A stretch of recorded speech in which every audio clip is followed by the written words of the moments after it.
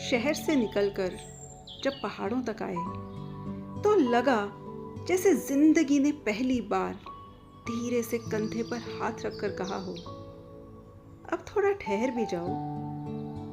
यहाँ किसी मंजिल की जल्दी नहीं, यहाँ तो हर मोड़ अपने आप में एक कहानी है।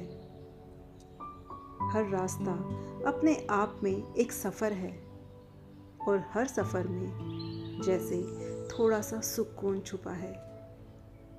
इस झील के किनारे तुम्हारे साथ चलते हुए बस इतना समझ आया कि कुछ खूबसूरत लम्हों को किसी नाम की ज़रूरत नहीं होती।